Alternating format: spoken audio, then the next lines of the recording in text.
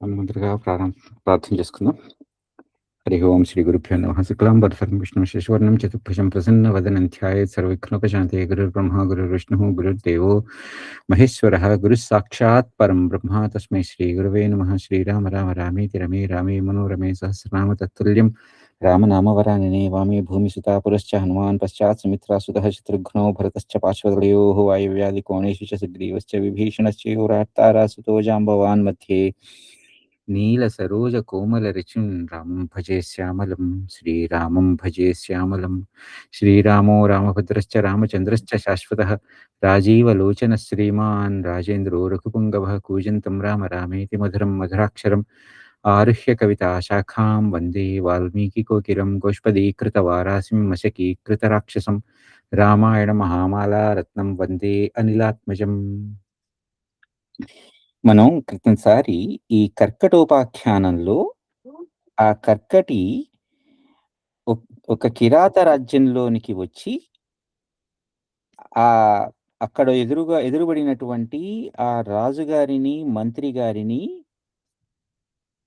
తినబోతూ ముందరగా అసలు వీళ్ళల్లో ఎటువంటి విద్వత్తు ఉన్నది, వీళ్ళు ఎంతటి జ్ఞానవంతులు తెలుసుకుని, వీళ్ళు ఒకవేళ అజ్ఞానంతో ఉన్న వాళ్ళైతే గనక వీళ్ళని ఆహారంగా తీసుకోవచ్చు అని చెప్పినటువంటి బ్రహ్మగారి ఆ మాటలని పాటిస్తూ నేను ఆహారంగా తీసుకుంటాను వీళ్ళని అని కర్కట అనుకుంది. అని ఆ సమయంలో కర్కటి వీళ్ళ యొక్క విద్వత్తుని ముందరగా తెలుసుకుందాము, వీళ్ళ యొక్క జ్ఞానం ఎంత ఉన్నదో తెలుసుకుందాము అని చెప్పి ఒక ప్రశ్నల పరంపరను సంధించింది. చాలా ప్రశ్నలు వేసింది. అందులో చాలా ప్రశ్నలు ఏంటంటే అణువు కన్నా చిన్నదేది, ఇంకా అత్యంత పెద్దదైనదేది, లేకపోతే ఈ సృష్టిని ఎవరు చేశారు, ఈ జగత్తు అంటే ఏమిటి, ఈ జగత్తంతా ఎక్కడి నుంచి వచ్చింది, ఇట్లాంటి ప్రశ్నలన్నీ కూడా అడిగింది. సరే, ఆ ప్రశ్నలన్నింటికి కూడా అసలు ఎటువంటి సమాధానాలు వచ్చినాయి, ఆ సమాధానాలతో ఆమె తృప్తి చెందిందా, లేక వీళ్ళిద్దరిని పలహారం చేసిందా అనేది మనం ఇవాళ చూడబోతున్నాం. ఈ సర్గ పేరు ప్రశ్న భేదనము. అంటే ఆమె అడిగినటువంటి ఏవేవైతే ప్రశ్నలున్నాయో ఆ ప్రశ్నలన్నింటికీ కూడా ఎవరెవరు ఎటువంటి, అంటే ఈ ఇద్దరిలో ఎవరెవరు ఎటువంటి సమాధానాలిచ్చారు, ఆ సమాధానాలతో ఆమె తృప్తి చెందిందా లేదా. సో ఇది ప్రశ్న భేదనం ఈ సర్గ పేరు. సో ఆమె ఇలాంటి ప్రశ్నలు వేస్తుంటే అంతకు మునుపు వరకు కూడా ఆమె ప్రశ్నలంటిని వింటున్నటువంటి ఆ మంత్రి మొట్టమొదటిగా మాట్లాడారు. ఎందుకంటే ఇక్కడ ఒక రకంగా ఇప్పుడు మనం కిష్కింధ కాండలోకి వెళ్ళినప్పుడు అదేంటి కిష్కింధ కాండ కూడా కాదు, అరణ్యకాండ చివరలో తర్వాత కిష్కింధకాండ ప్రారంభం అవుతుండగా ఆంజనేయ స్వామి వారు రామలక్ష్మణుల ఇద్దరి దగ్గరికి మారు వేషంలో వచ్చినప్పుడు ఎవరు మాట్లాడారు ఫస్ట్? రాముల వారితోనూ లక్ష్మణుల వారితో ఆంజనేయ స్వామి వారు మాట్లాడినప్పుడు సమాధానం ఎవరు చెప్పారు? లక్ష్మణుడు అనుకుంటాడు. లక్ష్మణుల వారు చెప్పారు సమాధానం. ఎందుకు చెప్పారు? లక్ష్మణుల వారు ఎందుకు చెప్పారు? రాముల వారు ఎందుకు మాట్లాడలా? అంటే రాజు టైప్, రాముడు కూడా రాజు కదా, సో ఆయన చెప్పేది ముందే ఆయన సబార్డినేట్స్ చెప్తారు. కరెక్ట్ అండి. ఎందుకంటే ఆ సమయంలో అక్కడ వచ్చినటువంటి ఆ ఆంజనేయ స్వామి వారు ఒక మారు వేషంలో ఉన్నప్పుడు, పైగా నేను ఒకరి దూతని అని చెప్పుకుంటూ ఉంటున్నటువంటి ఒక ఆయన దగ్గరికి తనతో సమానంగా మాట్లాడేటువంటి వాళ్ళు ఎవరు? ఇప్పుడు రాజుగారు మాట్లాడాలంటే రాజుగారు మాట్లాడాలి ఎదురుగుండా. రాజుగారితో రాజుగారు కూర్చోవాలి. ఇప్పుడు ప్రధానమంత్రి గారు వచ్చి ప్రెసిడెంట్‌తో మాట్లాడతారు గానీ, ప్రధానమంత్రి ఎళ్లి వేరే మినిస్టర్స్‌తో కలిసి మాట్లాడతాడా? కాదు కదా! ఒక రాజుగారు, ఒక రాజు సమంగా ఉన్నటువంటి వాళ్ళతో మాట్లాడతారు. అలానే ఆ సమయంలో ఆంజనేయ స్వామి వారితో లక్ష్మణుల వారు మాట్లాడతారు. అంటే లక్ష్మణుల వారిని మాట్లాడమని రాముల వారు చెప్తారు. ఆ సమయంలో రాముల వారు చెప్తారు. ఏంటంటే, ఇంతటి వాగ్విదాం వరహ అంటారు. మాటల్లోనే ఎట్లా మాట్లాడాలో బాగుగా తెలిసినటువంటి వాడు, ఇటువంటి వాడు మంత్రిగా ఉన్నాడు అంటే, ఆ రాజు ఎంత మంచివాడో, ఎంత గొప్పవాడో. కాబట్టి లక్ష్మణ సమాధానం చెప్పు అని అన్నప్పుడు, ఆయన లక్ష్మణుల వారు సమాధానం చెప్తారు. సరే, ఆ సమయంలో అసలు మీరు ఆ శ్లోకం చదివితే కళ్ళమ్మ నీళ్ళొచ్చేస్తాయండి. లక్ష్మణుల వారు ఆంజనేయ స్వామి వారితో మాట్లాడుతున్నప్పుడు ఒక శ్లోకం అంటారు. ఆ శ్లోకం చదివితే నాకైతే కళ్ళమ్మట నీళ్ళు తిరిగినాయి. ఎందుకంటే అంతా అడిగిన తర్వాత దశరథ పుత్రుడు, ఓకే. అయోధ్య నగరానికి కావాల్సినటువంటి రాజు, తన భార్యని ఎవడో ఎత్తికెళ్ళిపోతే ఏం చెయ్యాలో తెలియనటువంటి ఒక అశక్తతలో నీ యొక్క రాజు యొక్క సహాయాన్ని అర్థించటానికి, కాళ్ళు పట్టుకుని అర్థించడానికి వేచి చూస్తున్నాడు అని ఒక మాట అంటారండి లక్ష్మణుల వారు. నాకా సమయంలో ఎవరు అసలు రాములు వారు బాణమేస్తే తాటకి అంతట అది కూలిపోయింది. ఒక్క బాణమేస్తే అటువంటి వాడు సహాయం కోసం వచ్చి మీ పాదాలు వంటి ప్రార్థిస్తున్నాడు అనేటువంటి ఆ మాట వింటే నాకు నిజంగా ఆ సమయంలో చదువుతుంటే రామాయణం కళ్ళమ్మ నీళ్లు తిరిగినాయి. రాములు వారికా ఇంతటి కర్మ అని. మీరు రామాయణం చదవండి. అది భలే ఉంటుంది. ఎందుకంటే అసలు ఇటువంటి సందర్భాలు ఎన్నుంటాయో రాములు వారి జీవితంలో. మనకి కళ్ళమ్మట నీళ్లు తిరుగుతాయండి నిజంగా. అసలు అంత అసలంత గొప్ప రాముడు. ఇప్పుడు మనం రాములు వారు అది, ఇది అని చెప్పి మనం తెగ కీర్తిస్తూ ఉంటాం కానీ, ఆ సమయంలో ఆయన ఎంత అశక్తతని ప్రదర్శించాడు. అంటే ఒక రకంగా చూడాలి అంటే రాముడు మానవుడు కదా! రాముడు కేవలం మానవుడు. ఆ తర్వాత ఆయన గొప్పదనం బయటపడి ఆయన రాజయిన తర్వాత ఆయన ప్రజల్ని ఎలా పాలించాడో, ఆ తర్వాత అక్కడి నుంచి ఆయన దేవుడయ్యాడు. కానీ అంతవరకు కూడా కేవలం ఒక మానవుడు. అటువంటి మానవుడు తన సహాయం తను నాకు సహాయం కావాలి అని ఎంతగా అర్థిస్తాడంటే, లక్ష్మణుల వారు ఆ మాట అంటే మన కళ్ళమ్మట నీళ్ళు తిరుగుతాయి. మీ పాదాలంటి మీ రాజుగారి సహాయాన్ని అర్థించటానికి, మీ రాజుగారి పాదాలంటి ఆ రాజుగారి సహాయాన్ని అర్థించటానికి మా రాముడు వెయిట్ చేస్తున్నాడు. రాముడు వేచి ఉన్నాడు అని అంటాడు లక్ష్మణుడు. భలే ఉంటుంది ఆ సందర్భం. సరే. ఎందుకంటే ఎందుకు చెప్తున్నానంటే ఈ సమయంలో రాజుగారు పక్కనే ఉన్నారు. ఎవరు సమాధానం చెప్పాలి అంటే మంత్రి గారు సమాధానం చెప్తారు. ఈ కర్కటికి మంత్రి గారు సమాధానం చెప్తున్నారు. పైగా ఆ మంత్రి గారనే మాట గూడా ఆమె అడిగినటువంటి ప్రశ్నల లోతుని ఆలోచించి, ఆ మంత్రి గారనేటువంటి మాట ఆమెని కమలేక్షణి అంటారు. సంబోధన కూడా. అంటే కలువ పూల వంటి కన్నులున్నదానా అని గదా! అదే గదా! కమలేక్షణి అంటే అంటే ఆవిడ ఆవిడ రూపం జూస్తే భీకరమైన రూపం. అంత ఎత్తున, అంత నల్లగా, అంత బాన పొట్టతో, చారలు తిరిగినటువంటి పళ్ళుతో చూడటానికి, భౌతికంగా చూడడానికి ఆమె చాలా అందవికారంగా ఉంటుంది. అంటే అందాన్ని ఎవరు డిఫైన్ చేస్తారు, ఎలా డిఫైన్ చేస్తారు అనేది పక్కన పెడితే, ముందర కంటికి కనిపించిన వెంటనే మన మనసులో ముద్రపడే భావన ఎటువంటిది? అబ్బా! ఏంటి ఇంత అందవికారంగా ఉంది? కానీ ఎప్పుడైతే ఆమె మాటలు విన్న తర్వాత, ఆమె యొక్క ఉత్తమ గుణాలు తెలిసిన తర్వాత, ఆమె మాటల లోపలి లోతు అర్థం చేసుకున్న తర్వాత, ఆయన భావన ఎలా మారుతుందంటే, "ఓ కమలేక్షణి" అంటారు. అంటే కేవలం ఒక భౌతికంతో కాదురా ఆలోచించాల్సింది. ఎదుటి రూపం కాదురా చూడాల్సింది నువ్వు. ఆల్ ఆ రూపం వెనకాల ఉన్నటువంటి జ్ఞానాన్ని చూడు. రూపం ఏముంది? వాళ్ళుండింది పోతుంది. అంటే ఇప్పుడు ఆ రాక్షసి ఏముంది? అంతకు మునుపు ఇంత చిన్న వైరస్ ఇంత చిన్న సూచీ రూపంలో ఉన్నటువంటి రాక్షసి ఆ తర్వాత పెద్దగా పెరిగింది. కానీ ఆమెకున్నటువంటి జ్ఞానంతో ఆయన అన్న మాట ఏంటి అంటే, "ఓ కమలేక్షణి, నీవు చాలా గొప్పవైనటువంటి మాటలు మాట్లాడావు. ఆ మాటలన్నీ కూడా నువ్వు ఎన్ని ప్రశ్నలు వేశావో, అన్ని ప్రశ్నలకి ఒకే ఒక్క సమాధానం ఆ పరమాత్మ. భవత్యా పరమాత్మైష కథితః కమలేక్షణే అనయైవ వచోభంగ్యా ప్రశ్న విద్బోధయోగ్యయా."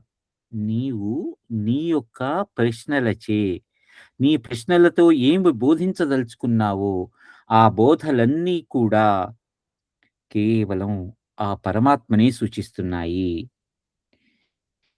మాటలకి అందనటువంటిది ఆ పంచ జ్ఞానేంద్రియాల ద్వారా గాని, పంచ కర్మేంద్రియాల ద్వారా గాని, మనస్సు ద్వారా గాని, అంటే ఈ 11 ద్వారా గాని తెలుసుకోనేబడేది ఏదైతే ఉన్నదో, అది అంతా కూడా కేవలం ఆ పరమాత్మయే. ఆ పరమాత్మయే అణుస్వరూపంగాను ఉంటాడు. ఆకాశం కంటే విశాలంగాను ఉంటాడు. అంటే అత్యంత సూక్ష్మంగా, లేదంటే ఎంత ఊహకి అందనటువంటి ఒకానొక రూపంతోనూ ఉంటాడు. చిదణోః పరమస్యాంతః సదివా సదివాదపి బీజేంతర్ద్రుమ బీజేంతః ద్రుమస్తస్తేవ స్ఫురతీదం జగత్స్థితం. ఒక చిన్న బీజంలో అంతర్భాగంగా ఉన్నటువంటి ఒక చెట్టు ఎలా ఉంటుందో, అలానూ ఉంటాడు పరమాత్మ. ఆ బీజం విచ్ఛిత్తి జరిగి ఆ చెట్టు పెద్ద వటవృక్షంగా మారినప్పుడు ఎలా ఉంటుందో, అలానూ ఉంటాడు. అదే పరమాత్మ. ఇక్కడ సదసత్ స్థితి అంటే ఉండి లేనట్టుగా. ఇప్పుడు బీజంలో చెట్టు ఉన్నదా? ఉన్నది. ఏది చూపించు? లేదు. కదా! అంతే కదా! ఆ బీజంలో చెట్టు ఉన్నది. అది మొలకెత్తాలి, వేరు తొడగాలి, వేరు తొడిగి భూమిలోనికి పాతుకొని ఆ మొలక మొక్కవ్వాలి, మొక్కయి మానవ్వాలి, మానై పెద్ద వటవృక్షంలాగా మారాలి. అంటే అదే చెట్టు అదే బీజంలో ఉన్నది. మరి సదస స్థితి అంటే అదే. బీజంలో ఉన్నదా? ఉన్నది. ఏది? లేదు. అంటే చూసే చూపుతో ఆలోచించే ఆలోచనతో మాత్రమే తెలియబడుతుంది. అంతేకాని భౌతికంగా నేను తెలుసుకోవాలి. అందుకని మన వాళ్ళంటారు సాధన చేసేటప్పుడు నీ అంతర్లీనంలోనికి వెళ్ళు. అంతరంగంలోనికి వెళ్ళి అక్కడ ఆలోచించు. నీ అన్ నీ నీ లోపలికి నువ్వు తొంగి చూసుకో. చూసుకుంటే అక్కడ నీకు కనిపించేది ఏదైతే ఉందో అది మాత్రమే శాశ్వతము. మిగిలిన బయటికి కనిపించే ఏదైతే ఉందో, ఈ నామరూప గుణాలతో ఏదైతే కనిపిస్తూ ఉంటుందో, అది అంతా కూడా అశాశ్వతమైనది, నశ్వరమైనది, నశించిపోయేది. ఆకాశం బాహ్యశూనత్వాదనాకాశం తు చిత్వతః అతీంద్రియత్వాన్నో కించిత్స ఏవాణురనంతకః. ఈ చిరణువైనటువంటి ఆ పరమాత్మయే బాహ్య వస్తువు యొక్క శూన్యమగటం చేత ఆకాశమని, శుద్ధ చైతన్య స్వరూపం అవటం వలన ఆకాశం కంటే భిన్నమైనది అని, ఇది ఈ చిదణువు ఇంద్రియాలకి ఇంద్రియాలకి అవిషయం గనక, అంటే ఇంద్రియాల ద్వారా తెలుసుకోలేనటువంటి విషయం కానుక అది రూపరహితమని చెప్పబడుతోంది.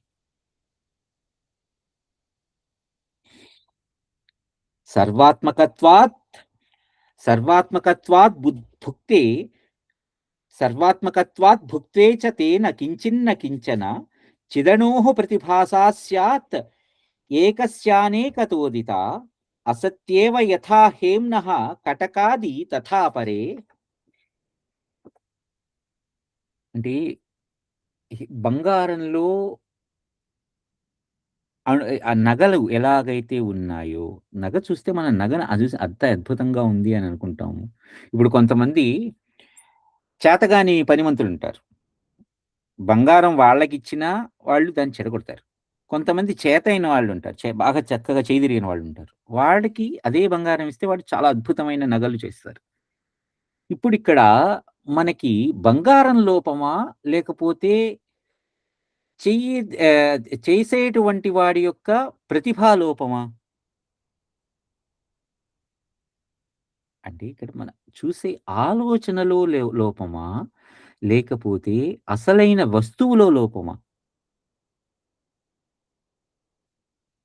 అసలైన వస్తువు అలానే ఉన్నది.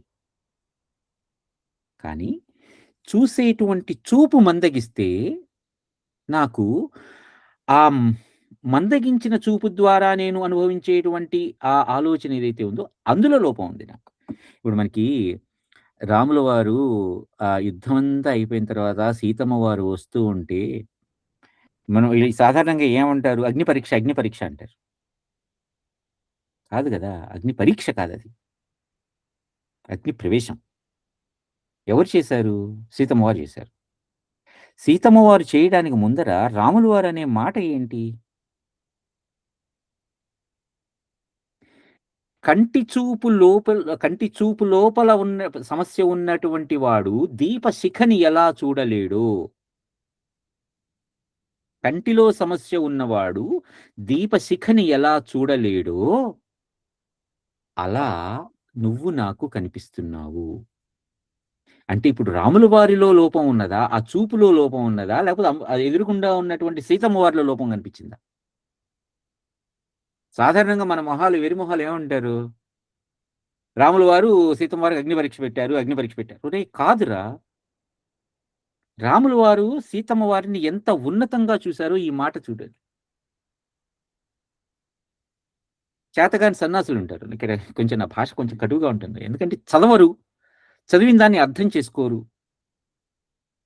దాని వెనకాల ఉండేటువంటి ఆ ఆలోచనని ఆలోచించరు. ఏదో ఒకటి మాట్లాడేస్తారు. లోపము నాలో ఉన్నది. నీలో కాదు సీత అని రాముల వారంటారు. అందుకని అయినా గూడా ఆ లోపం ఉన్నది గూడా, ఆ లోపాన్ని నేను జనాల మీదకి కూడా పెట్టదలుచుకోలా.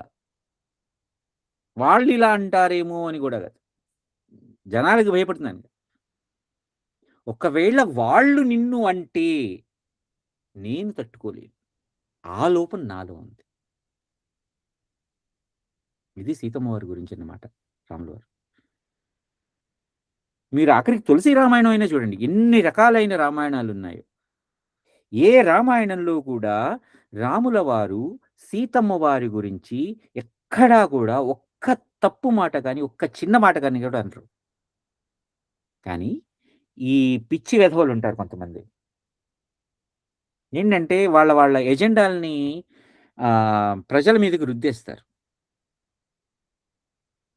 రాముల వారి యొక్క ఆహ్, ఉన్నతమైనటువంటి ఆ గుణాన్ని తట్టుకోలేనటువంటి వెధవలు కొంతమంది ఈ పిచ్చి మాటలు మాట్లాడతారు. నీ నీలో కాదు సీత నా కంటి చూపులో అంటే చూసేటి కంటి చూపంటే చూసేటువంటి ఆ ఆలోచనలో లోపం నాలో ఉంది.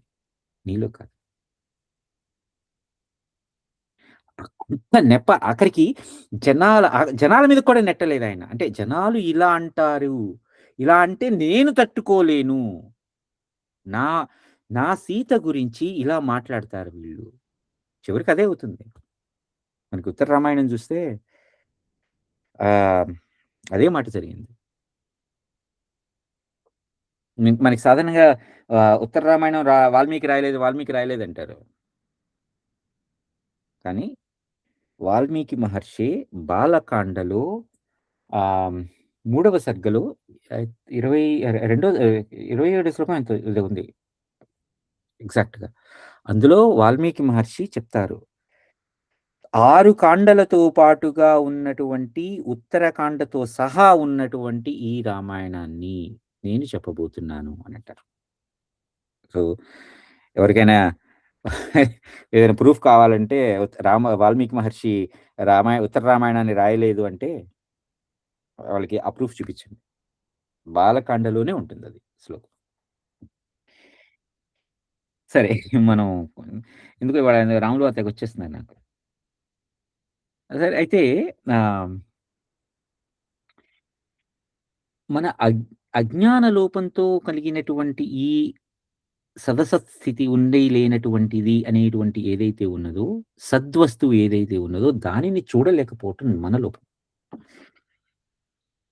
సరే. ఇది ఆహ్, ఇక అదే అంటున్నారు. అంతా కూడా తన రూపమే అయినటువంటి ఈ పరమాత్మని అరూపము అని చెప్పబడుతున్నది. ఎందుకనంటే ఇక్కడ పైగా అరూపం అంటే రూపం లేనటువంటిది అని కాదు. అన్ని రూపాలు కూడా తానే అయి తాను ఏ రూపము ఇది స్పష్టంగా పేర్కోవాలి అంటే ఏ రూపం ఇది అని చెప్పలేనటువంటిది అరూపం. ఎందుకంటే ఇప్పుడు ఆహ్, మనకి కనిపించే ప్రతీదీ కూడా ఆ పరమాత్మ స్వరూపమే అని అనుకున్నప్పుడు, ఇక ఆ పరమాత్మకి ఏది స్వరూపం? ఏది రూపం అని ఎలా చెప్తాం మనం? అందుకని అది అరూపం. అంతేగాని ఆయనకి రూపం లేదు అని కాదు. అన్ని రూపాలు ఆయనే అయ్యి, ఆయనే లేకపోతే ఆమె, లేకపోతే అది. అన్ని రూపాలు కూడా అదే అయ్యి, ఏది రు ఏది దాని రూపం అని స్పష్టంగా మనం చెప్పలేనటువంటిది కాబట్టి అది అరూపం. ఇక్కడ అదే ఎగ్జాక్ట్‌గా చెప్తున్నారు. అంతా కూడా తానయ్యున్నా కూడా ఏది కాకుండా ఉన్నది కూడా, ఏది కాకుండా కూడా ఉంటుందది. అంతా తానే. కానీ ఏది కాదు. ఇక్కడ ఈ లో ఈ ఈ మాటను మనం కొంచెం లోతుగా ఆలోచించాలి. అంతా తానే అయ్యుందంటున్నారు. మళ్ళీ ఇక్కడ ఏది కాదు అంటున్నారు. అంతా తానయ్యున్నది అంటే ఏది? కనిపించే ప్రతీదీ అంటారు గదా! అంటే ఆ కనిపించే ప్రతీది అనే మాట వెనకాల ఉండే ఆలోచనేంటి? కనిపించే ప్రతీది అంటే నామ రూప గుణాలతో దేశ కాల పరిస్థితుల ప్రకారం కనిపిస్తున్నదది నాకు. అంతే గదా! ఈ నామ రూప గుణాలు ఇప్పుడు అదే ఇప్పుడు బంగారము, నగ అనుకుంటున్నాం. నగని చూడాలా? బంగారాన్ని చూడాలా? చూసే దృష్టిలో. మనం చూస్తే బంగారం కొట్టుకెళ్తే మనవాడు బ వ వ వాడు మనకి నగకి డబ్బులు తీసుకోడు. బంగారానికి తీసుకుంటాడు. చేసినటువంటి ఆ చేతబడికి తీసుకుంటాడు. అలానే ఇదిగో తరుగుకి తీసుకుంటాడు. ఇంత బంగారం మేము పెట్టాము. 100 గ్రాములు బంగారం పెట్టాము. అందులో 90 గ్రాములు ఇది తూగింది. ఇది చేతబడి ఇది, తరుగు ఇది అని మాట్లాడతాడు. కేవలం వాడు బంగారానికి మాత్రమే డబ్బులు తీసుకున్నాడు. కానీ మనం ఏం కొనుక్కుంటున్నాం? మన దృష్టిలో మనం ఏం కొంటున్నాం? నగని కొంటున్నాం. అంటే ఇప్పుడు చూసేవాడి దృష్టిలో ఉందా లోపం? లేకపోతే అసలైన వస్తువు విషయంలో లోపం ఉందా? అంటే నామరూప గుణాలతో దేశకాలమాన పరిస్థితుల ప్రకారం అది అలా ప్రకాశించింది. దానిని నేను అదే అనుకుంటున్నాను. కానీ దాని వెనకాల ఉన్నటువంటిది ఏదైతే ఉందో అసలైన వస్తువు దానిని మనం ఆలోచించాలి. దానిని తెలుసుకోవాలి. అందుకని ఇక్కడ ఆ శ్లోకం అర్థం కూడా అదే. చిదనోః ప్రతిభాసా స్యాత్ ఏకస్యానేకతోదిత. ఒక్కటే అన్నిటిగా మారి చిదనోః ప్రతిభాసాత్ ఒక్కటే అన్నింటిగా మారి ప్రకాశిస్తున్నటువంటి ఆ చిదణువే. ఆ పరమాత్మే, ఆ చిత్, ఆ చైతన్య స్వరూపమే ఇదంతా కూడా భిన్న భిన్నాలుగా తోస్తోంది. ఇది ఎవరు చెప్తున్నారు? మంత్రి గారు చెప్తున్నారు. ఇప్పుడు వాళ్ళని కిరాతులు, లేకపోతే వాళ్ళేం తెలియని వాళ్ళు అనుకుంటామా? ఇక్కడ. అంటే ఆ రోజులలో ప్రతి ఒక్కరిలోనూ ఎంత జ్ఞానం ఉండేదో చూడండి. అదంతా కూడా లుప్తమైపోతుంది. ఏషోణుః పరమాకాశః సూక్ష్మత్వాత్ అపి లక్షితః మనశ్షష్టేంద్రియాతీతః స్థితః సర్వాత్మకోపి సర్వాత్మకోపి సన్. అంటే ఈ పరమాకాశ స్వరూపమే అయినటువంటి ఈ చిదనువే, ఈ చైతన్య స్వరూపమే అన్నింటిని ప్రకాశింపజేస్తోంది. అది సూక్ష్మమగటం చేత అలక్షితంగాను సర్వరూపమైనందున ఇంద్రియ గోచరము అయి ఉన్నది అని.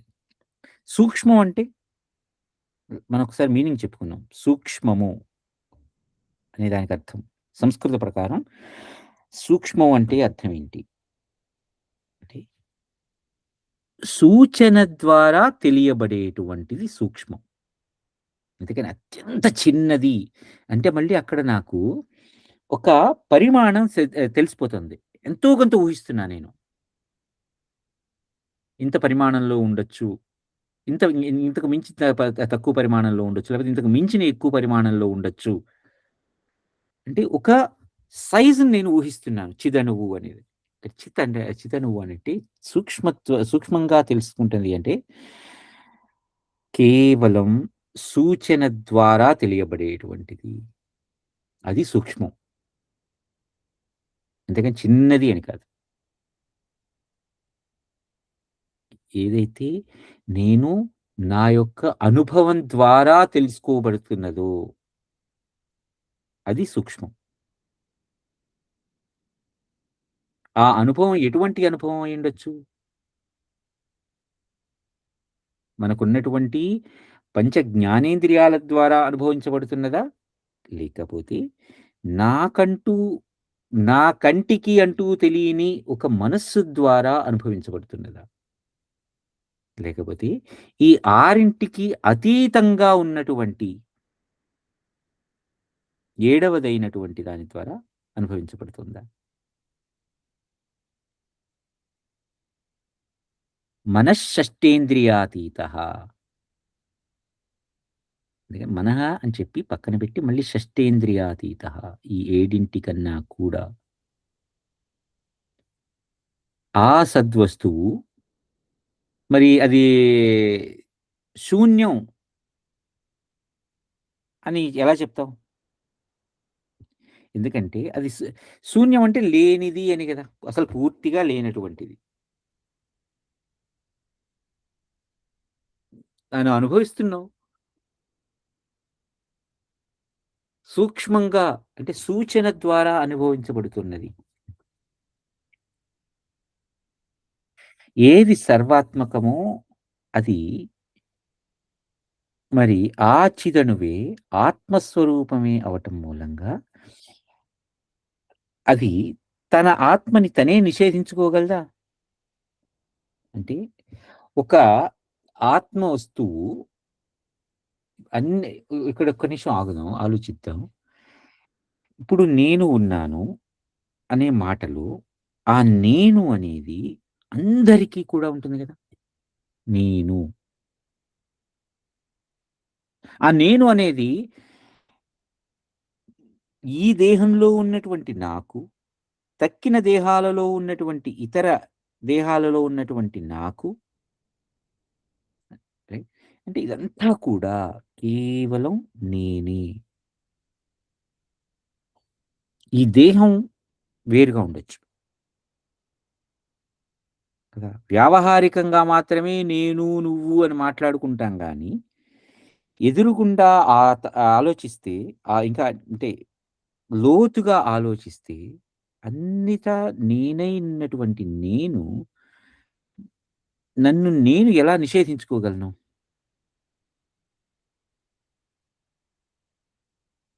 ఎందుకంటే ఉన్నది, అందుకని అది సద్వస్తువు. ఉన్నది. చూపించు. సూచన ద్వారానే తెలియబడజేస్తుంది. అందుకని సూక్ష్మం. అంటే సూచన ద్వారానే తెలియబడుతుంటే అసత్ అనే కదా! సత్, అసత్. ఉన్నది, లేనిది. ఉన్నదేది? ఏదైతే ఉన్నదో అది. నేను. ఏది ఆ నేనుని చూపించు. ఆ నేను అనేది కేవలం సూచన ద్వారా మాత్రమే. ఇప్పుడు ఇప్పుడు అరే నేనున్నానురా, ఇలా ఉన్నానురా అంటే ఏది నేను అంటే ఎవరు? ఇప్పుడు నన్ను నేను పాయింట్ చేసుకున్నా కదా! సూచించుకుంటున్నా కదా నేను. నేను అనేది ఇప్పుడు నా చెయ్యి నా వైపు తిరిగి నేను అంటే నేను సూచించుకుంటున్నా నేను. అంటే సూచన ద్వారా తెలియబడుతున్నదక్కడ నేను. ఇది సదసత్ వస్తువు. పైగా ఇంకా చెప్పాలి అంటే ఈ రెండింటి ఈ సత్తుకి, అసత్తుకి కూడా అతీతంగా ఉంటుందంటారు మళ్ళీ. దాని జోలికి ఇప్పుడు మరి అది కూడా ఆ ఎగ్జాంపుల్ వచ్చినప్పుడు దానికెళ్దాం.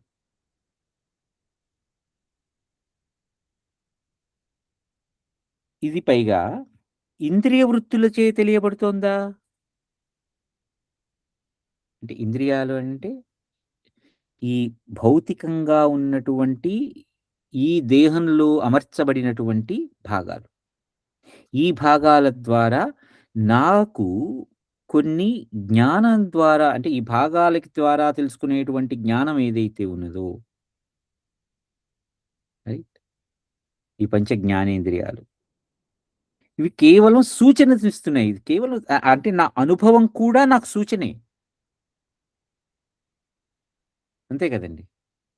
ఎందుకంటే ఇప్పుడు నేను నాలిక మీద నేను ఏదైనా ఒక పదార్థం పెట్టుకున్నాను.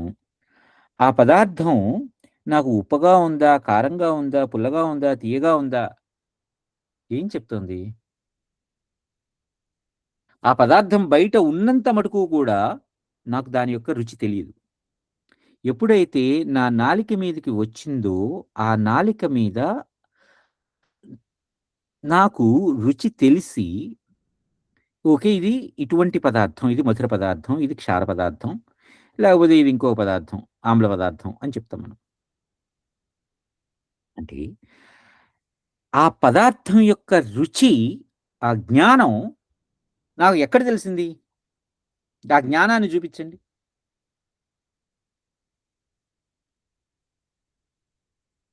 సూచన. అది సూక్ష్మం. అంటే ప్రతీది సూచన ద్వారా తెలియబడుతుంది. స ఏవ స ఏవ చ ఏకోనేకశ్చ సర్వాత్మత్వాత్ వేదనాత్ స ఏవేదం జగద్ధత్తే జగత్కోశస్తథైవ హి. ఆ పరమాత్మయే ఏకమే అయినా కూడా ఉపాధి భేదం అవ్వడం వలన అనేకంగా కనిపిస్తోంది. సర్వుల యొక్క ఆత్మస్వరూపం అగటం వలన సర్వుల యొక్క ఆత్మస్వరూపం అవటం వలన ఈ జగత్తుని అంతా కూడా అదే ధరిస్తోంది. స ఏవేదం జగద్ధత్తే జగత్కోశస్తథైవ హి. ఆ జగత్తే ఈ పరమాత్మలో నిలిచి ఉన్నది. జగత్తు యొక్క కోశంలో. జగత్కోశస్తథైవ హి. ఇదంతా కూడా పైగా సోహం భవానేవ భవాన్ సంపన్నోద్వైత వేదనాత్ స భవాన్న భవాన్నాహం జాతో బోధ బృహద్వపుః. సోహం భవానేవ భవాన్ సంపన్నోద్వైత వేదనాత్ స భవాన్న భవాన్నాహం జాతో బోధ బృహద్వపుః. ఈ అద్వైత తత్వ సాక్షాత్కారంచే అంటే ఈ రెండు లేవు అనేటువంటి యొక్క ఆ తత్వం, ఆ తత్వం యొక్క సాక్షాత్కారం అవటంచే ఆ ఆత్మని నేనే అయ్యున్నాను. సోహం భవానేవ భవాన్ సంపన్నోద్వైత వేదనాత్. అద్వైతాన్ని తెలుసుకోవటం మూలంగా ఆ అద్వైత తత్వం యొక్క విచారణ మూలంగా నేనే ఆ ఆత్మనయ్యున్నాను. ఆఖరికి నీ రూపంలో కూడా నేనే వెలుగుతూ ఉన్నాను. అంటే ఈ మంత్రి గారు ఆ రాక్షసికి చెప్తున్నారు. నువ్వే ఆఖరికి నీ రూపంలో కూడా నేనే ఉన్నా. అంటే ఆ నేను అనేటువంటి ఆ చైతన్యం అది అన్నిటా ఒకే రకంగా ఉన్నది. అంతటా వ్యాపించి ఉన్నది. ఆ వ్యాపించి ఉండేటువంటి గుణాన్ని మనం విష్ణువు అంటాం. ఇప్పుడు అంటే ఆ విష్ణువు అనే మన బయట ఎక్కడో 4 చేతులు భుజాలేసుకొని శంఖ చక్ర గదా పద్మాలు పట్టుకున్నటువంటి వాడు గాదు. నేనే, నాలోనే.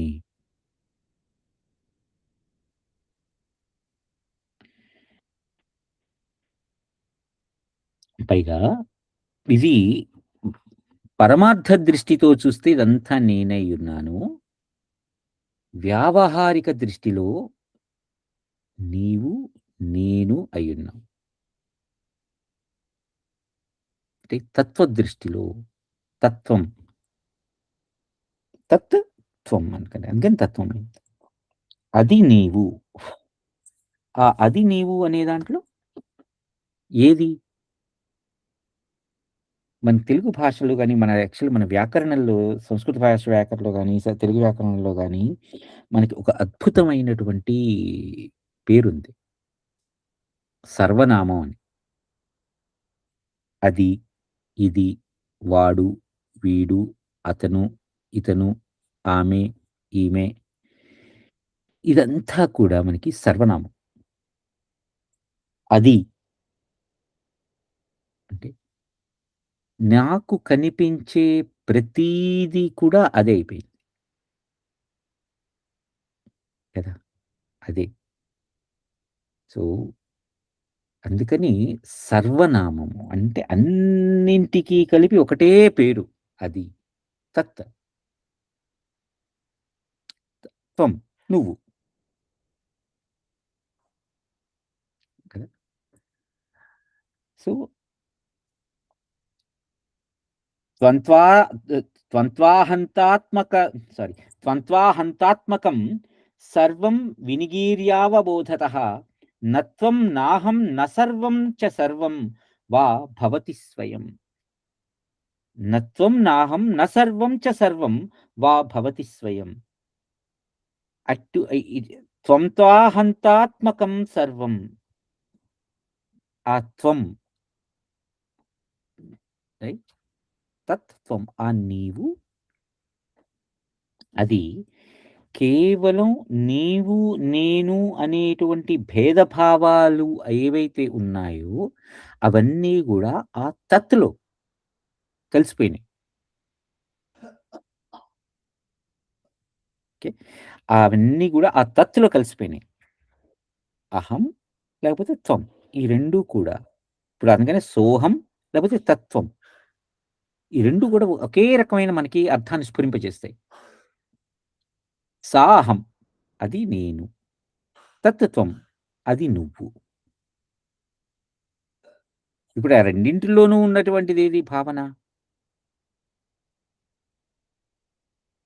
అంటే అంతటా నేను, అంతటా నీవు. ఇప్పుడు అంతటా ఇప్పుడు ఏముంది ఇంకా అక్కడ? నేను, నువ్వు అనేది గూడా ఆఖరికి నలిఫై అయిపోతుంది. అంటే అది కూడా నిషేధమైపోయింది. ఇప్పుడు అక్కడ ఉన్నదంతా కూడా ఏమున్నది? ఇంకా ఆలోచించి చూసుకుంటే, ఇప్పుడు నేను అనే భావన కూడా పోతుంది మనలో. ఎందుకంటే సాధారణంగా ఒక ఉదాహరణ చెప్పుకుంటాం. సముద్రంలో ఉన్న చేపకి అది నేను నీటిలో ఉన్నాను అనేటువంటి ఆలోచన దానికి రాదు. ఎందుకంటే అది ఎల్లప్పుడూ గూడా అదే నీటిలో ఉంటుంది గాబట్టి, దానికి బయట ఇంకొకటున్నది అనేది గూడా తెలీదు. అలానే నేను అనేటువంటి ఆ ఆలోచన మొత్తం అంతా ఏకంగా ఎన్ని చోట్లున్నప్పుడు, ఇంకా దానికి నేను అనే ఆలోచన ఇంకెందుకుండాలి? ఎందుకంటే నేను అనే ఆలోచనొచ్చింది అంటే, నువ్వు అనే ఆలోచనొచ్చేస్తుందక్కడ. కదండీ! ఎప్పుడైతే ఆ నేను కూడా నిషేధించబడిందో, అప్పుడు ఇంకా అక్కడ మిగిలినది ఏముంది?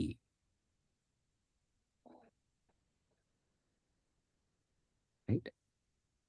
అందుకని దానికి ఆఖరికి అందుకని అది తత్ అయిందది. అహమ్ము కాల, త్వమ్ము కాల. అప్పుడు అది కేవలం తత్ అయింది. అది ఎందుకంటే దానికి అది అని ఎందుకు చెప్పాలంటే బయట నుంచి నేను వ్యవహారికంగా చూసుకుంటున్నాను కాబట్టి అది తత్ అయింది. ఎప్పుడైతే నన్ను ఆ తత్తులో కలిపేసుకున్నానో, ఇక నాలో మిగిలింది ఏది?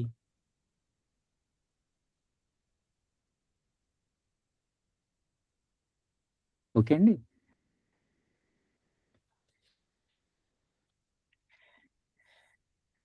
గచ్చన్న గచ్చత్యేషోణు యోజనోఘతోపి సన్ సంవిత్యాజనోర్ఘత్వం తస్యాణోరంతరే స్థితం.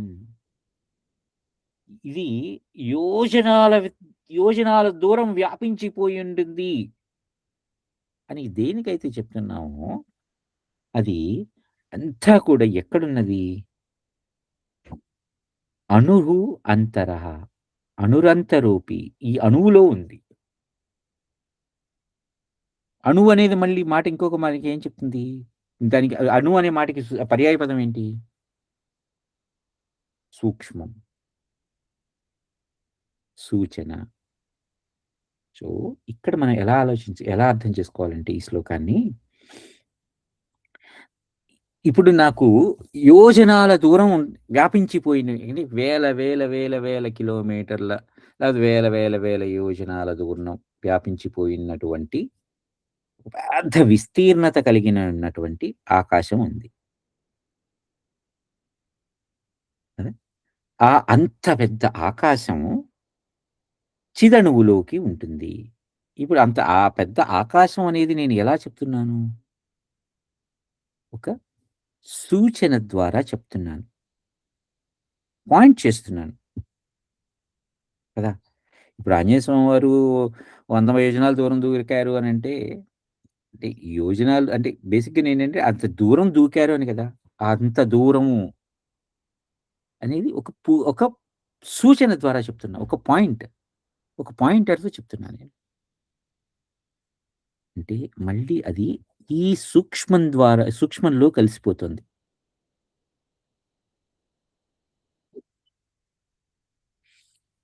న గచ్చత్వేష యాతోపి సంప్రాప్తోపి చ నాగతః స్వసత్తాకాశకోశాంతః వాసిత్వాత్ దేశకాలయోః గమ్యం యస్య శరీరస్థం క్వ కిలాసౌ ప్రయాతిః కుచకోటరగః పుత్రః కిం మాత్రాన్యత్ర వీక్షతే. సర్వత్రా వ్యాప్తమై ఉన్నందున ఎల్లెడలా సంచరిస్తూ ఉన్నా కూడా అది స్థిరంగా ఉంటుంది. ఇది మనకి సర్వత్రా వ్యాప్తమైపోయి ఉంటుందంటారు. ఇప్పుడు ఒక చిన్న గ్లాసులో నీళ్ళు తీసుకున్నానండి. ఓకే. ఇప్పుడు ఆ నీటిలో కదలిక నేను చూడగలనా? నీరు కదులుతోందా? నీటిలో అలలేమైనా ఉన్నాయా?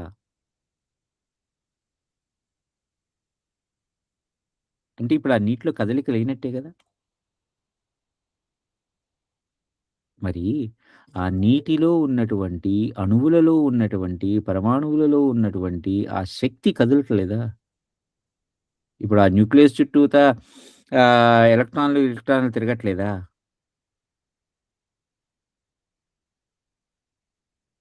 మరిప్పుడు ఆ నీరు కదులుతోందా లేదా? మన కంటికి కనిపించేది నీటిలో కదలిక లేదు. అది స్థాణువుగా ఉంది. కానీ యాక్చువల్‌గా సూచన ద్వారా సూక్ష్మంగా ఆలోచిస్తే అందులో కదలిక ఉన్నది.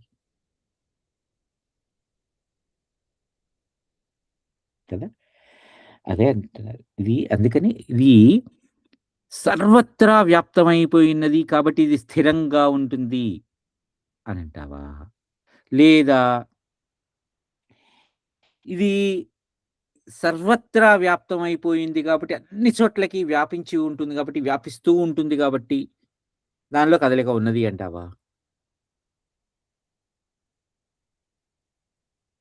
అంటే మళ్ళీ ఇక్కడ కేవలం ఒక సూచన ద్వారా అని చెప్తున్నాం. ఉన్నది, కదలిక ఉన్నది. ఉన్నది. కదలట్లేదు. లేదు.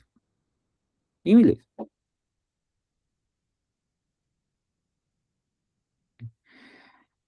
అందుకని మళ్ళీ దీన్ని మనం దానికి వేరే దానికి చెప్పుకోవాలనుకోండి. సదస స్థితి అంటారు. ఉన్న వస్తువు, లేని వస్తువు. ఉన్నది, లేనిది అని. కదులుతున్నది, స్థిరంగాను ఉన్నది. చేతనంగా ఉంది, అచేతనంగాను ఉన్నది. చైతన్యంతోనున్నది, జడత్వంతోనూ ఉన్నది.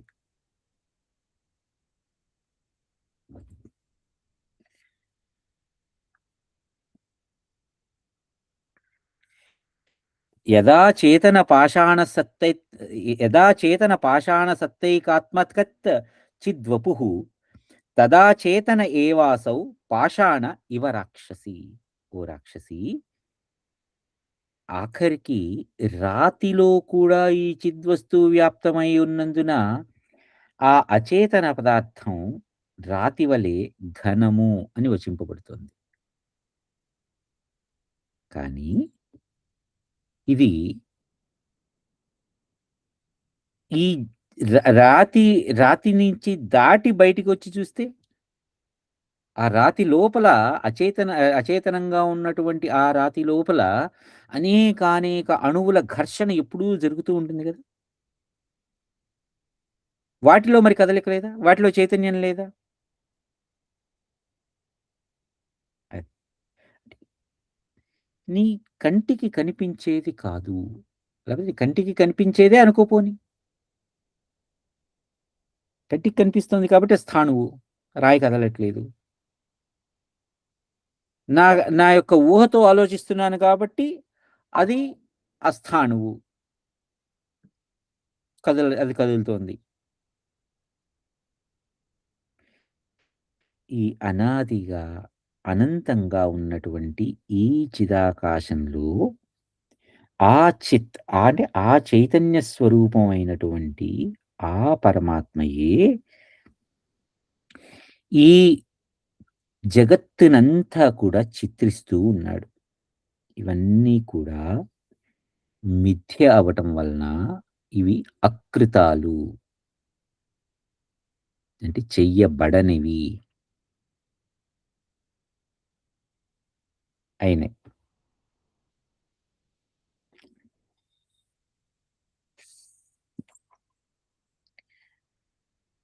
ఈ స్వప్రకాశమైనటువంటిది, అలానే పరప్రకాశమైనటువంటిది.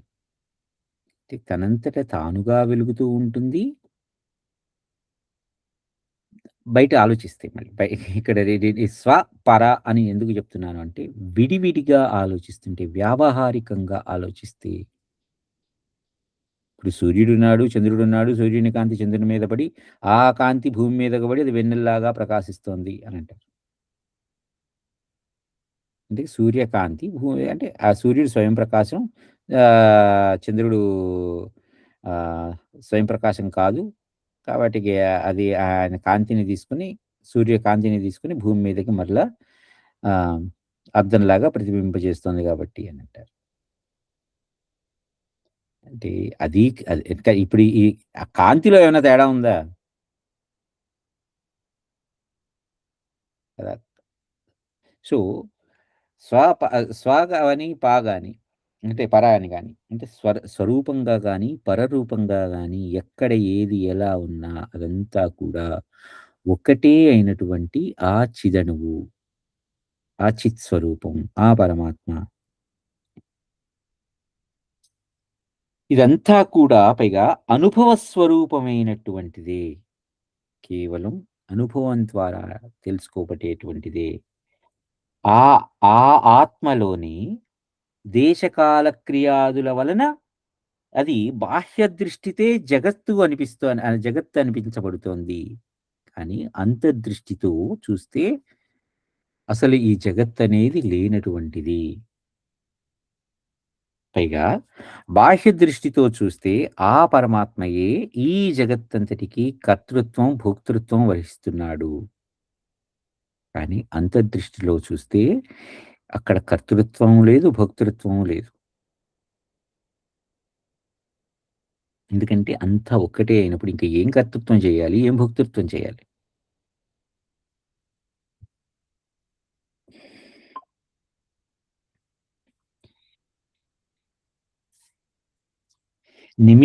నిమేష జఠరే కల్పసంభవః సముదేతిః మహానగర నిర్మాణం ముకురేంతరివామలే. ఒక్క ఇక్కడ మళ్ళీ ఇక్కడ కాలం గురించి మాట్లాడుతున్నారు. కాలం అంటే ఇక్కడ ఇప్పుడు మనకి మనకి ఆహ్, కల్పాలు, మహాకల్పాలు అని మనం ఏవైతే అనుకుంటున్నామో, అవి బ్రహ్మగారి యొక్క నిమేష కాలానికి సరిపోతాయి. అంటే ఆయన యొక్క కనురెప్పబడినంత కాలంలో ఇక్కడ మనకి కొన్ని కోట్ల, కోట్ల సంవత్సరాలు గడిచిపోతాయి.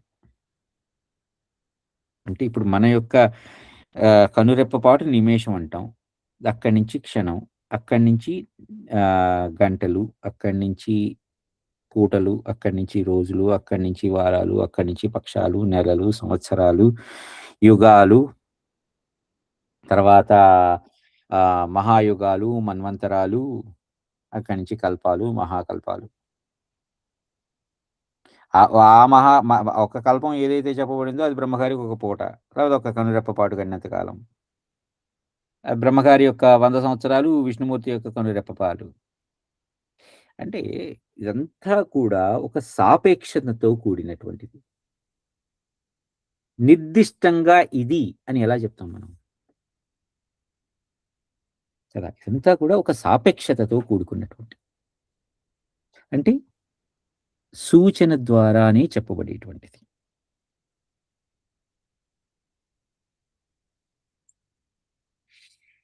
నిమేషకల్పశైలాది పురయోజన కోటయః యత్రాణవేవ విద్యంతే తత్ర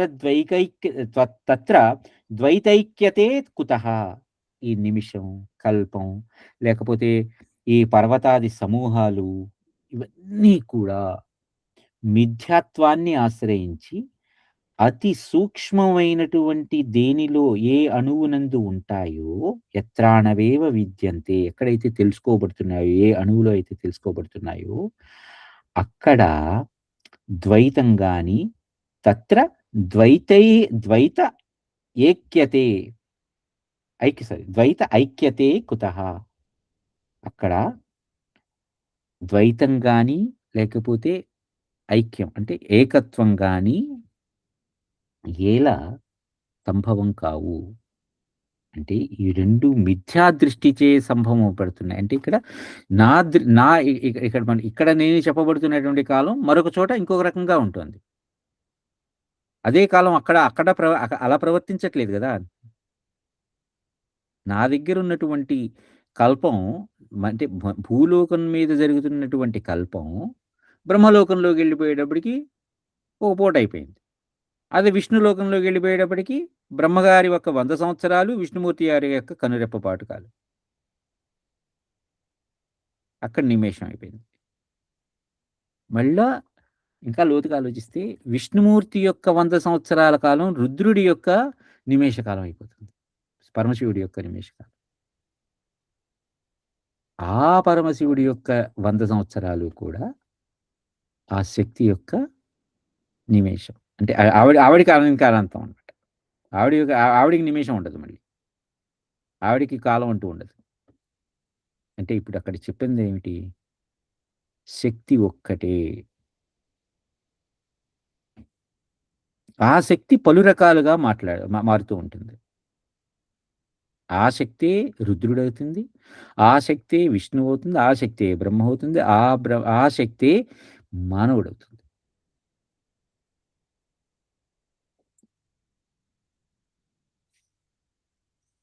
నిశ్చయోయ ఉదేత్యంతః సత్య ఏవ చ హేమ్నీవ కటకాదిత్వం స ఏవ చితారాజతే. బంగారంలో ఆభరణాలలాగా చైతన్యంలో సత్యాసత్య స్వరూపాల నిశ్చయం కలుగుతున్నది. వీటితో కూడినదై అంటే ఈ సత్యాసత్యాలతో కూడినదై ఆ చైతన్యం ప్రకాశిస్తోంది. ఆ పరమార్థ దృష్టిలో ఈ నిమేషాలు, కల్పాలు, దూరాలు, సమీపాలు ఏవీ లేవు. ఆ చిదణువులో చిదణువులో చిత్తం యొక్క వృత్తి భిన్నంగా ఉన్నట్లుగా కనిపిస్తూ ఉన్నా, అంటే చిద్వృత్తి అంటారు కదా! అంటే దాని యొక్క ఆహ్, ఆహ్, చిద్వృత్తి అంటే దాని యొక్క చిద్వస్తువు యొక్క గుణగణాలని బట్టి అది ఎలా మారుతోంది. అది భిన్నంగా ఉన్నట్లుగా కనిపిస్తున్నా కూడా, అది ఒకే రూపంలో వివిధ రూపాలలో ఉన్నా కూడా అది ఒకే రూపంలో ఉన్నటువంటిది. ఈ విధంగా ఉన్నటువంటి ఈ అధిష్టానమైనటువంటి ఆ చైతన్యంలో ప్రకాశం కానీ, అంధకారం గానీ, సమీపం కానీ, దూరం కానీ, జడం కానీ, చైతన్యం గానీ, ఈ భేదాలు ఏవీ లేవు. ఆ ఆత్మయే సర్వేంద్రియాలకి కూడా శక్తిని కలిగిస్తూ ఉన్నది. అదే ప్రత్యక్షంగాను ఉన్నది, అప్రత్యక్షంగాను ఉన్నది, ఇంద్రియాలకి అతీతంగాను ఉన్నది, ఇంద్రియాల పరంగాను ఉన్నది. ఆలోచించుకుంటే. ఆ సద్రూపమే ద్రష్ట అవుతోంది. ఆ సద్రూపమే దృశ్యమవుతోంది. ఆ సద్రూపమే దర్శనము అవుతోంది. యావత్కటక సంవిత్తిస్తావన్నాస్తీవ హేమత యావచ్చ దృశ్యతాపత్తి స్వావన్నాస్తీవ సాకల. అది బంగారం అనే బుద్ధి ఎంతవరకు ఉంటుందో అంతవరకు కూడా అందులో మనకి ఆభరణాలు కనిపించవు. ఎంతవరకు ఆభరణాలు అవి ఆభరణాలు అనే బుద్ధి మాత్రమే ఉంటుందో అందులో కనిపిస్తున్న బంగారాన్ని గుర్తించలేం.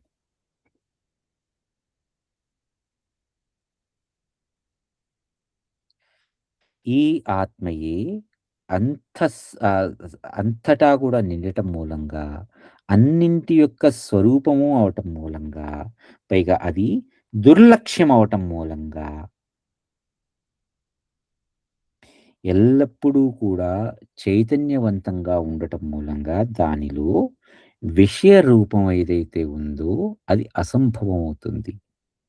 కానీ వ్యావహారికంగా చూస్తే విడివిడిగా ఉన్నట్లుగా కనిపిస్తున్నా కూడా అది అపరిచ్ఛిన్నమైనది.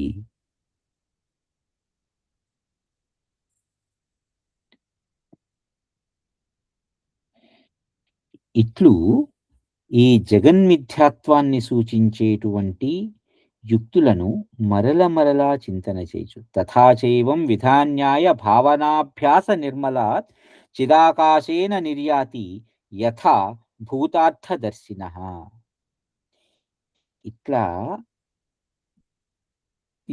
దీని యొక్క మిథ్యాత్వ భావాన్ని మరల చింతన చేస్తూ ఉండంగా, క్రమక్రమంగా అభ్యసిస్తూ ఉండంగా, ఆ ముముక్షువు యొక్క చిత్తం నిర్మలమై అవిద్య అంతా కూడా నశించిపోగా, అది ఆ చిదాకాశంలో మాత్రమే ఉండటం మూలంగా వారికి మరలా సంసార దుఃఖం ఉదయించదు. అంటే ఇక్కడ ఎంతటా నేనే నిండిపోయిండంగా ఇంకా నాకు మోక్షం ఎవరి నుంచి కావాలి? లేకపోతే బంధనం ఎవరి నుంచి తగులుతుంది? ఆఖరికి మోక్ష బంధనాలు కూడా అసత్తయిపోయినటువంటి లేనటువంటివి. మోక్షము లేదు, బంధనము లేదు. ఇప్పుడు నాకు మోక్షం కావాలి అంటే నేను భగవంతుడిలో ఐక్యమైపోవాలి అంటే ఎక్కడ ఐక్యమై నువ్వు నువ్వు already you are part of that. ఇంకా ఐక్యమైపోవడం ఏంటి? ఎక్కడ ఐక్యమైపోతావు? కదా! ఎక్కడ ఐక్యమైపోతాం? ఐక్యమైపోవడానికి ఎక్కడుంది? అసలు వేరే చోటు ఎక్కడ ఉండాలి గదా! నేను అందులోనే భాగం అయిపోయున్నాను. అంత భాగంలో అయిపోయిన దాంట్లో ఇంకా నేను దేంట్లో కలవాలి? నేను విడిగా ఎక్కడ దేంట్లో కలవాలి?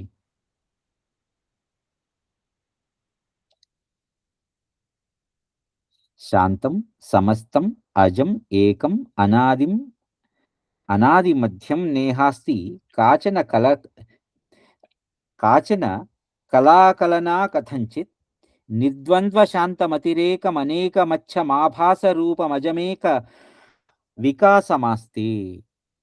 శాంతం సమస్తమజమేకమనాదిమధ్యం నేహాస్తి కాచన కళాకలనా కథంచిత్ నిర్ద్వంద్వ శాంతమతిరేకమనేకమచ్చమాభాస రూపమజమేక వికాసమాస్తి. ఇది శాంతమైనది, జన్మాది వికార రహితమైనది, ఆది మధ్యాంతాలు లేనటువంటిది, మాయా లేకపోతే మాయాకార్య రహితాన్ని ఉనర్చేటువంటిది, ఏకరూపమైనటువంటిది, గుణరహితమైనటువంటిది, నిర్మలమైనటువంటిది, అద్వైత రూపమైనటువంటిది, నిరాటంకంగా అంతటా వ్యాప్తమై ఉన్నటువంటిది. ఈ చిద్రూపంలో బ్రహ్మమొక్కటే, అది సత్యమై నిలిచేటువంటిది. యథార్థానికి దీనియందు ఎటువంటి కల్పనా భేదాలు ఏమీ లేవు. ఇది ఆ మంత్రి గారు ఆ కర్కటికి ఇచ్చినటువంటి సమాధానం. ఇది ప్రశ్న భేదనం సర్గం. ఇవాళ ఇక్కడ రాదామా, లేకపోతే రాజుగారు ఏం మాట్లాడారో కూడా చెప్పేసుకుందామా? ఎందుకంటే ఆ రాక్షసి మరలా రాజుగారిని ప్రశ్నిస్తుంది. మంత్రి చెప్పాడు సరే, నేను అడిగిన ప్రశ్నలో మంత్రి సమాధానం ఇచ్చాడు కరెక్టే, కానీ ఇప్పుడు నువ్వు చెప్పాలి కదా, నీ యొక్క జ్ఞానం ఎంతటిదో తెలుసుకోవాలి కదా, లేకపోతే నిన్ను తినేస్తా నేను. ఎందుకంటే బ్రహ్మగారి ఆదేశం నాకు, అది నేను తినేస్తా. నాకు ఓకే అండి, మరి అందరూ ఏమంటారు? యా, మోహిని గారు, గంగాధర్ గారు, దీనికి అరగంట పడుతుంది. నేను డిస్కనెక్ట్ అవ్వాలి సహజ గారు. సరే అయితే వచ్చేవారిని చేసుకుందాంలే, ఏం పర్వాలేదు. ఓకే అండి. ఓకే, జై శ్రీరామ్. శ్రీరామ్ అండి. నెక్స్ట్ వీక్ మేము కలవలేకపోతాము. నెక్స్ట్ వీక్ నేను కూడా వెళ్దాం అనుకుంటున్నానండి అలాగేనండి, కార్యక్రమానికి. అలాగే.